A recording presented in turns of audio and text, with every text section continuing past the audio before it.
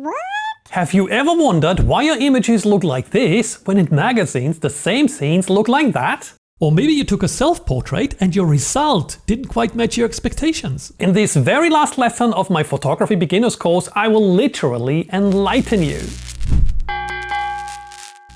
Let me first show you a few image comparisons. Which image do you like better? The left or the right? Here's the first image pair, the second one, and the third. What do they all have in common? One was shot while I was there, and the other one was shot because I went there to shoot. And you've probably already guessed what the difference is. The light. The building in the wrong time and in the wrong weather looks just incredibly boring. In a beautiful sidelight, on the other hand, it looks spectacular. The portrait at noon creates a lot of hard shadows in the face, while the same shot at the very popular golden hour is 1000 times better. And the landscape where I was shooting against the light looks super dull, while it looks breathtaking when the light comes from the side. That's why many photographers say photography is all about light. Not only in regard to exposure, but just as much when it comes to using the light at the right time of the day to create photos rather than take snapshots. And that use of the right light differentiates awesome images from mediocre or even bad shots. Unfortunately, while many photographers say photography is all about light, they don't tell you what that actually means. I want to change that and tell you how to get these awesome shots other than by pure incidence because you've luckily been at the right time at the right place. The secret is planning and dedication. Let's first talk about landscape photography. The worst light you can get for landscapes is when the sun is rather high up but the mountain is in the shade, so you're shooting into the direction of the sun. Beginner Wolf does that all the time because he just shoots the images when he happens to be on a location. When Nerdy Wolf wants to take images of beautiful landscapes, he starts at home with planning. Let's say he heard that a specific mountain is beautiful. He would then do a Google image search for that mountain and scroll through the results. He would take a closer look at the best shots, try to analyze from where they could have been taken and from which direction the sun came to create that specific look. The 3D view on maps.google.com is very helpful in this regard. Then he would look at Photopills, an amazing photography planner app, to understand at what time of the day that must have been shot. Many landscape shots are taken during sunrise or sunset during the so-called golden hour. But in some locations, sunsets are amazing, but sunrises are boring, and vice versa. You have to know when the right time is to get that perfect shot. Last but not least, Nerdy Wolf would try to come up with an idea how to not get that exact shot he saw on Google, but a different, maybe even better image. Maybe with a long exposure shot that would blur the clouds, or put a tent there as a prop. That of course has become difficult because in a world with 8 billion people, almost every angle has been photographed. Don't let some nerds tell you that copying images in the sense of replicating what you saw in another image is the worst thing you can ever do. Now Nerdy Wolf has an exact idea of the image, he knows the exact location and the time of the day. But does that give him the perfect shot? The weather plays a big part in this. A local photographer who lives in a place can go there every single day in every imaginable weather condition. I for one live in the outskirts of Vienna and I own a 365-day climate ticket.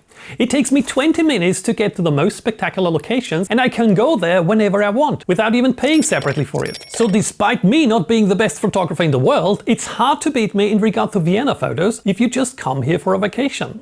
Professional landscape photographers might not live near a location, but they are persistent enough to repeatedly try if they don't get what they want. They go to a place dozens of times to get the image they have in mind. They are incredibly patient and don't give up.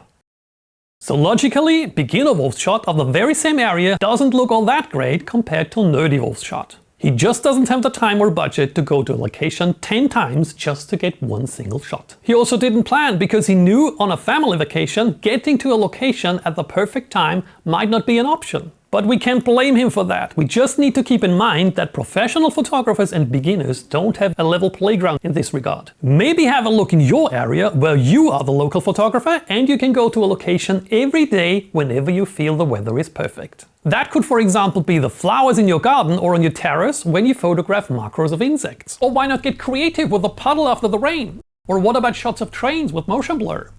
And there is another point when it comes to comparing your shots to those of professionals. Don't forget that many of these shots are heavily edited. What looks boring straight out of camera and nowhere near as exciting as it looked like when you've been on location can be modified to look how it looked and felt like on location. I plan a very comprehensive Lightroom course that might even be online by the time you watch this, so check out my other courses at free-photography-course.com. So much for landscape photography. It gets a lot easier with portrait photography. Yes, the time of day plays a big role in that too, but luckily in this case there are workarounds. First and foremost, you can change the location more easily. You cannot change the position of a mountain to bring it into better light, but you can change the position of a person in a portrait. If you have to shoot in the middle of the day, don't go into the harsh sun, but go into the shade instead. The perfect light during daytime is open shade. Now, what is open shade? That's when your person stands in the shade, but in front of the person everything is open, so that there are no dark areas in front of your subject like trees, etc. Why is that important? Let me show you something. Here I have a whiteboard. If I hold it in front of my face, it will add light to my face because it reflects light into the face. If I on the other hand use a blackboard, I will subtract light from my face because black absorbs light. That's why black is dark. If the area in front of your shade is dark, it will subtract light from your subject. If it is bright and open, it will give your subject a beautiful soft light. But there is something you have to watch out for, and that is color. If your person stands in the shade on a green meadow, his or her face will get a green color cast because the main light source for this shot is the bright green meadow. That can look pretty ugly, and you may not even be able to get rid of that in your editing software. That brings us to an important camera setting that we haven't discussed yet. Did you realize you just casually learned that light can have different colors? Let me show you something. Here I have a styrofoam cube. If I hold it like this, you can see that each side of the cube has a different color cast. This side here is mainly lit by the green meadow, so it is green.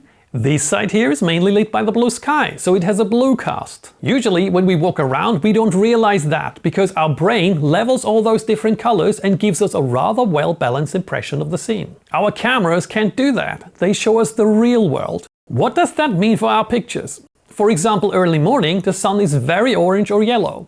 If the sun is your main light source, that creates a pretty yellow skin color. At noon, the sun is very high up in the sky and creates a rather white light, so we don't see a color cast unless we're standing in a green meadow. Light at noon in full sun is still ugly though. That's why you should always try to find open shade. If you're standing in full shade, the main light source is the blue sky, and that would create a blue color cast on the skin. We can, however, equalize that color to some degree using a camera setting called white balance. Depending on your camera, there are more or less presets for white balance available. For example, daylight, shade, cloudy or tungsten, also called incandescent, which is the light color of old hot light bulbs. That, by the way, is also similar to the light at sunrise or sunset. What is much more difficult is to balance the light of other sources, for example the green meadow. There is no setting for that. Theoretically, you could use a so-called gray card, hold it in front of the face of your subject and make a so-called manual white balance. Some people will tell you to always set the white balance correctly to equalize the light. For photography, I personally don't do that.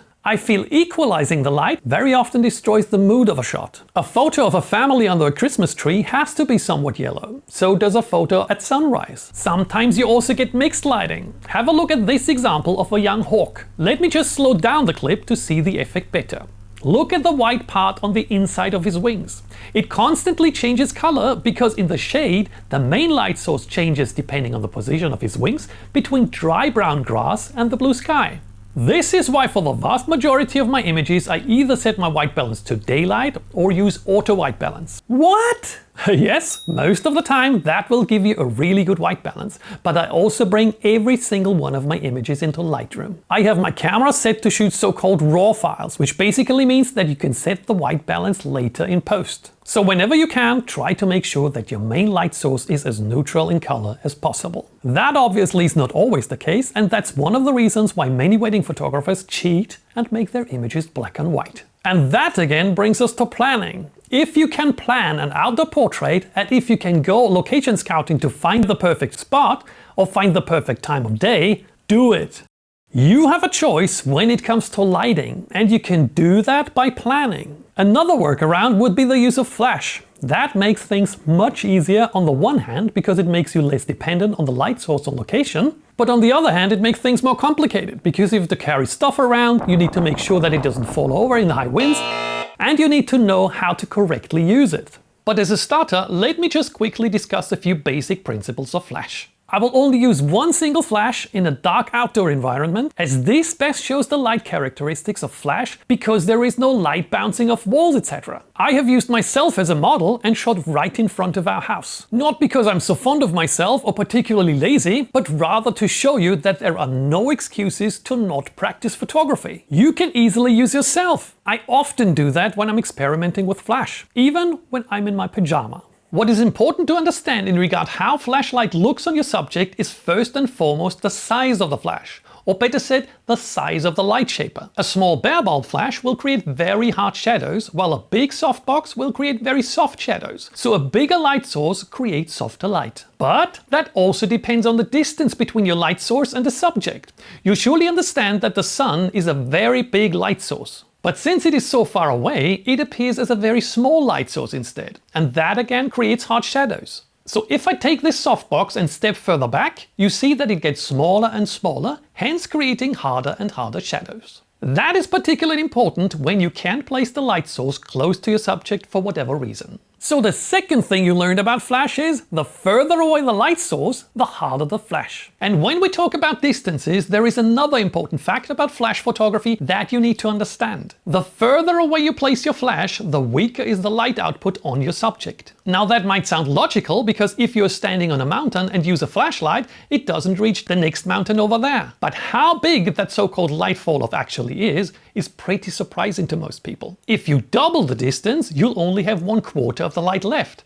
If you quadruple the distance, you only have 1/16 of the light left, and so on. That is called the inverse square law. Inverse because it brings the distance, for example 2π, under the slash, so 2π becomes 1/2, and square because that number is now squared to become 1/4. So 2π the distance gets you 1/4 of the light. What again doesn't sound all that bad is in fact really bad, because you have learned in previous lessons that cameras don't lie when it comes to light. And losing so much light is something you need to be aware of when choosing the flash that you may want to buy. So the third thing you learned about flash is, the further away the light source, the less light output you will get. Discussing that further and giving you examples of what that really means in different scenarios, particularly when the flash competes with sunlight, fills more than a video, so I will do that in extra lighting lessons. And obviously the position of your flash also has an influence on how it will affect your subject. You can place it higher or lower, behind your subject, at a 45-degree angle, coming from the front, and so on and so forth. Add to that you can combine multiple flashes, and you will quickly understand that we have barely touched the surface. I will soon have a dedicated course about lighting in photography that will teach you all the ins and outs of light. So if you want to continue learning and improving your photography, this is the way to go. Now you probably think that is the end of this beginner photography course. Nope, that's not the case, because as I said so often, learning means repeating. If you don't repeat the lessons or use the drill trainings of my Wolf method to move most of the settings into muscle memory, you will be lost again in 1 or 2 weeks. Only when you repeat will you store your knowledge in your long-term memory. If you enroll to the Wolf method, don't forget to grab your certificate over at wolfarmory.com. However, it was great having you in this course. Thank you for watching this far. See you soon in my lighting classes, macro photography classes, landscape photography classes,